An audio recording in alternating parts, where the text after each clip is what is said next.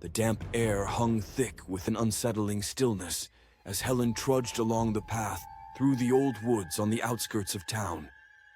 Shadows clung to the gnarled branches, twisting and curling like fingers, reaching out to snatch her away. Each step felt weighted, as if the earth was reluctant to let her pass, and the fading light cast eerie shapes that danced at the corners of her vision. She had once loved these woods, explored every nook and cranny as a child. Now they felt foreign, imbued with a heaviness. The rustling leaves whispered unintelligibly, secrets she dared not know. Helen quickened her pace, glancing over her shoulder, as if she could escape the sensation of being watched.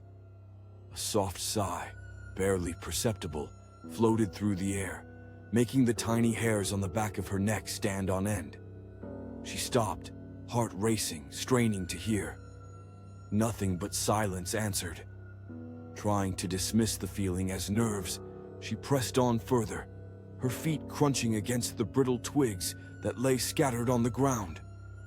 As day turned to dusk, the trees grew denser, swallowing the light.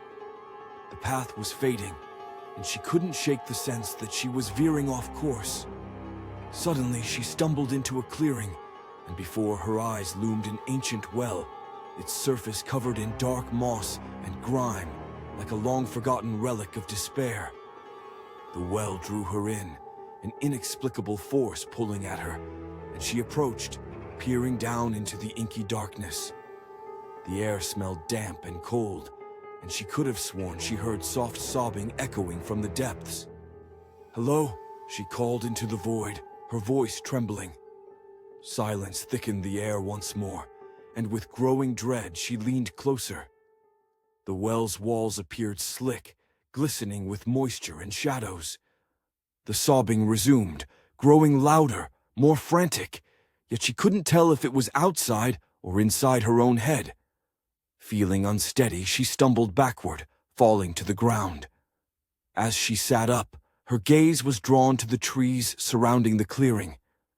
Their branches, previously still, now swayed as if responding to a silent command. A low humming vibrated through the air, twisting around her, suffocating the mundane with a melody that felt so achingly familiar, yet profoundly wrong. Panic surged through her veins, and she scrambled to her feet, prepared to run, but something compelled her to look back toward the well.